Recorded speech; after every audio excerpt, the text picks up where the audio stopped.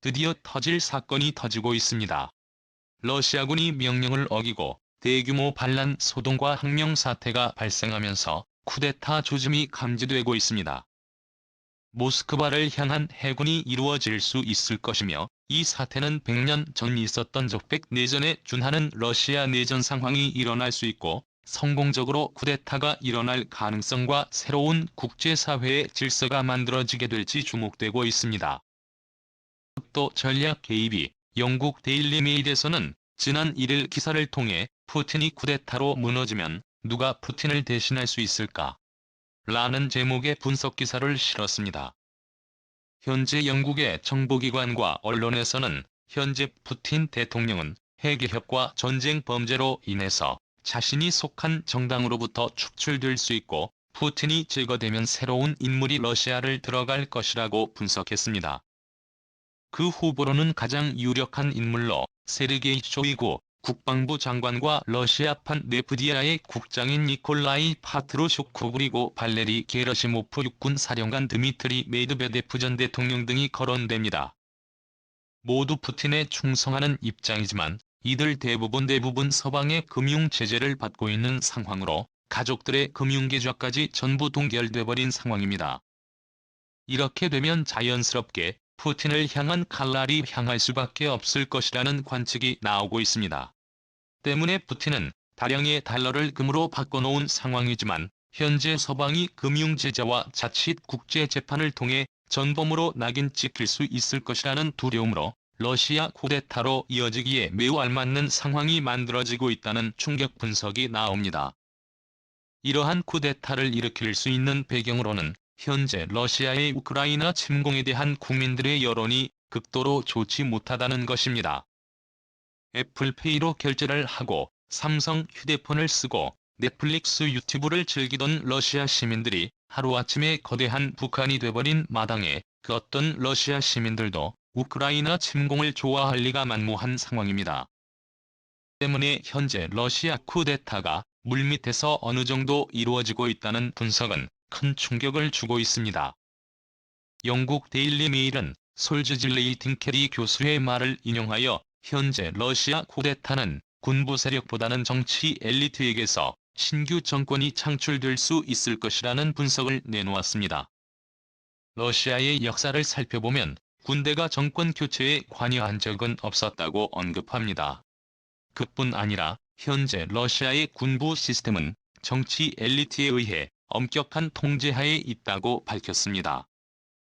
때문에 푸틴이 실각한 이후 서방의 강경한 군부 정권보다는 친서방적인 입장의 러시아 정치 엘리트 정권이 들어설 수 있을 것이라는 충격적 분석은 다름 아닌 중국을 크게 놀라게 하고 있습니다.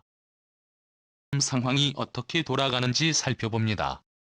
첫 번째, 러시아 해군의 대규모 반란 소동.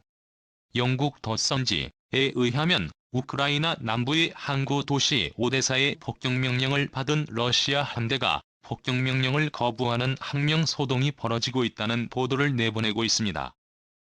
이곳은 지난 2014년 러시아가 강제 병합한 크림반도 인근에 위치한 곳으로, 러시아 군부가 오데사를 포격하라는 명령을 거부하여 폭동이 일어났다고 보도되고 있습니다.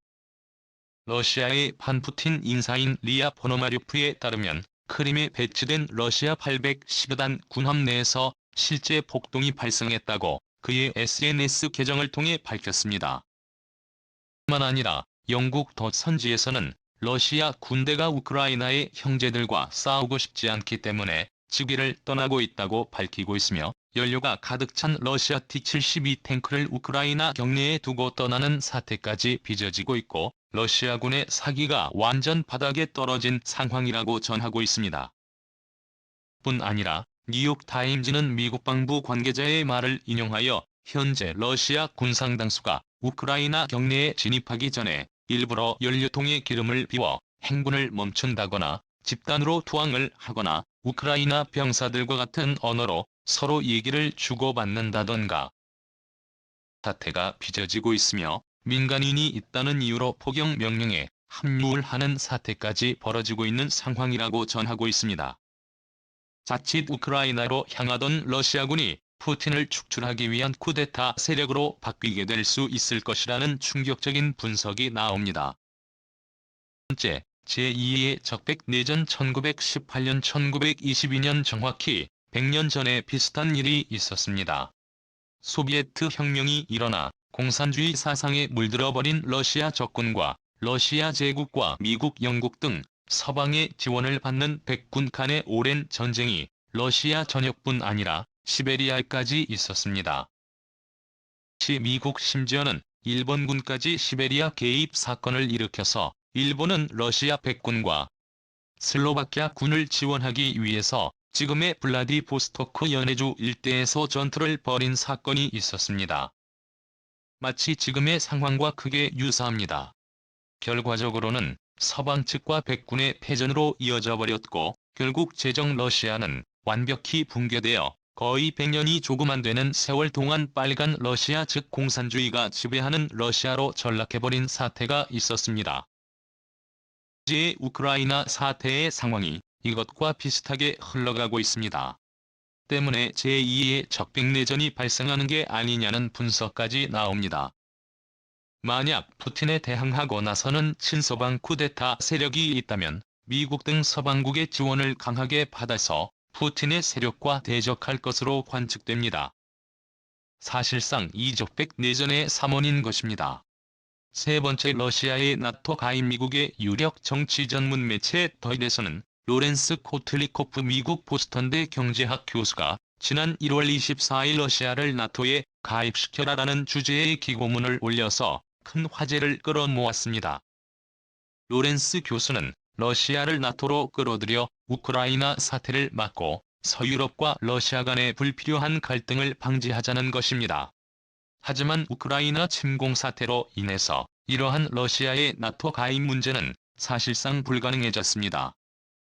만약 푸틴이 쿠데타나 러시아의 정치 급변 사태로 실각하게 되고 새로운 집권 세력이 새로운 러시아를 장악하게 될 경우 92년부터 2008년까지 한친 대통령의 시기 때와 G7 체제에 러시아가 껴있는 제8체제의 시기 때와 마찬가지로 친서방 친미 세력의 러시아가 집권하게 될 가능성이 높다는 분석이 나옵니다. 즉 이러한 신호는 러시아가 나토에 가입하게 될 수 있을 것이며 다시 제3분 체제로 들어오게 될 수 있을 것이란 분석인 것입니다. 러시아의 나토가 이 문제는 미국에서 최근 몇 동안 비공식 의제로 자주 언급됐던 주제입니다. 1990년 고르바초프에 의해서 처음 제안되기도 해서 러시아 측에서 오히려 더 바라는 사안입니다.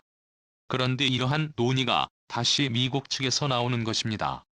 바로 중국을 견제하기 위한 것으로 해석됩니다. 그러나 강력한 유럽 나토 회원국들의 반대와 크림반도 침공에 대한 문제로 인해서 완전 무산돼 버렸습니다. 푸틴은 원래 친서방주의적인 인사였습니다. 하지만 서방 측의 지속적인 러시아 압박과 나토의 동진으로 인해 그가 국수주의적이고 호전적인 성격으로 돌변했다는 분석이 나옵니다.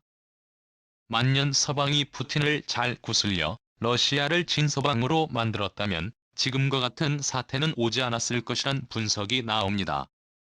하지만 현재 우크라이나가 나토 가입을 희망하고 있고 심지어 망설이던 스웨덴, 핀란드까지 나토 가입을 원하고 있는 상황에서 만약 러시아의 친서방 정권이 들어서게 된다면 나토의 협력적인 관계가 만들어질 뿐 아니라 나토 가입까지도 가능할 것으로 관측됩니다.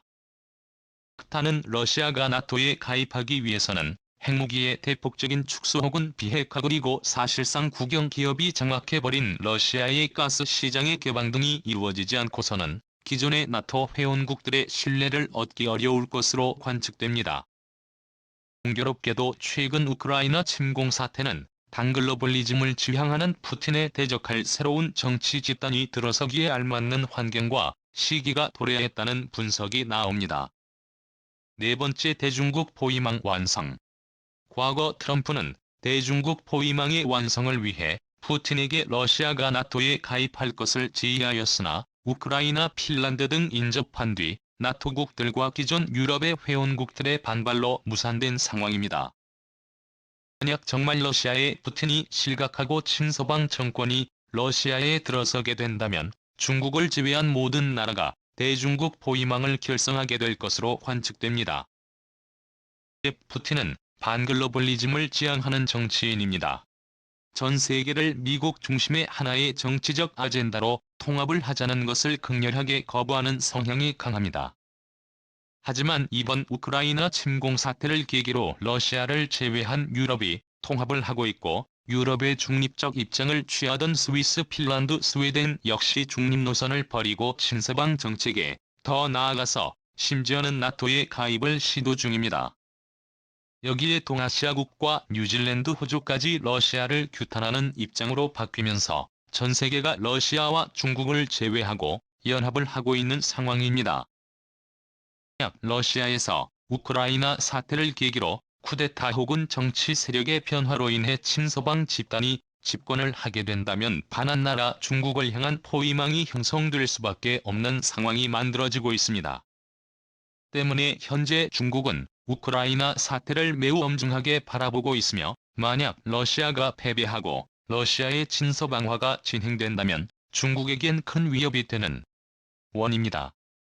이 때문에 중국이 이러한 국면을 피하고자 대만을 침공하거나 극한 강제병합 시도 등의 작업이 진행될 수 있을 것이라는 분석이 나옵니다.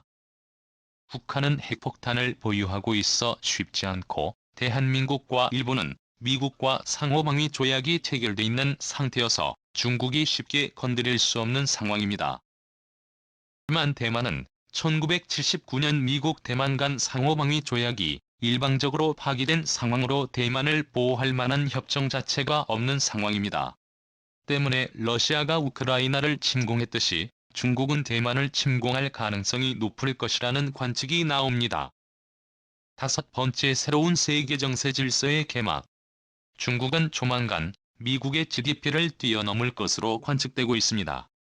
국민들의 1인당 소득 역시 한국의 90년대 수준 1만 불 시대가 개막되면서 중산층들이 많이 생겨나는 상황입니다.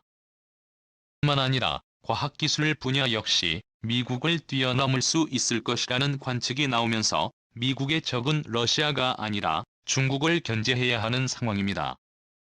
하지만 최근 푸틴의 뜬금없는 우크라이나 침공 사태로 인해서 잠시 국제정세의 시야가 분산된 상황이지만 결국에는 다시 인도태평양 즉 중국에 포커스가 다시 맞추어질 것으로 관측됩니다. 특히 이번 우크라이나 사태를 계기로 러시아가 쿠데타나 정치적 급변 사태로 친서방 국가 글로벌리즘을 지향하는 국가로 바뀌게 된다면 대중국 포위망에 러시아가 참여하게 되어 세계는 이전에는 볼 수 없었던 국제 질서의 국면으로 접어들 것으로 관측됩니다. 1년 전 러시아의 적백 내전 당시 적군이 승리를 하고 서방의 지원을 받던 백군이 패배를 하여 약 100년간 러시아는 제3세계 후진국으로 전락하고 말았습니다. 이번 우크라이나 사태를 계기로 새로운 정치 집단이 러시아에 들어서게 되고 친서방화가 이루어지게 된다면 러시아는 마치 90년대와 같이 서방에 활짝 열려있는 나라가 될 것으로 보입니다. 이것은 우리 대한민국에게도 매우 이롭습니다. 한국이 러시아의 무기 기술을 들여오는 기술 이전 사업 1차, 2차, 3차 불곰 사업 모두 러시아가 크림 반도를 침공하기 이전 추진됐던 사업들입니다. 러시아가 친서방위 체제 속에 있었을 때 한국의 기술들이 이전이 이루어졌던 것입니다. 현재 한러의 관계의 밑바탕에는 러시아가 친서방 국가였을 때 한러 간의 신뢰관계가 더욱 높게 쌓일 수 있었습니다. 우크라이나 사태를 계기로 세계적인 질서가 크게 흔들리는 가운데 한국의 지정학적 입지는 더욱 가치가 높아질 수 있을 것으로 관측됩니다. 미국 대통령은 지난 1일 미국 의회의 연설에서 영국, 한국, 호주, 뉴질랜드, 스위스를 특별히 언급하며 자유세계 국가들이 우크라이나를 지원하고 있으며 자유진영의 동맹체는 더욱 탄탄하게 강해질 것이라는 연설을 하여 극의 박수를 받았습니다. 이것은 새로운 냉전 체제의 시작을 알리는 것이기도 하지만 러시아의 새로운 변화를 통해 인도태평양 지역의 안보 환경 변화에 결정적 역할을 해낼 것으로 관측됩니다. 국토전략TV 오늘은 이것으로 마칩니다. 시청해주셔서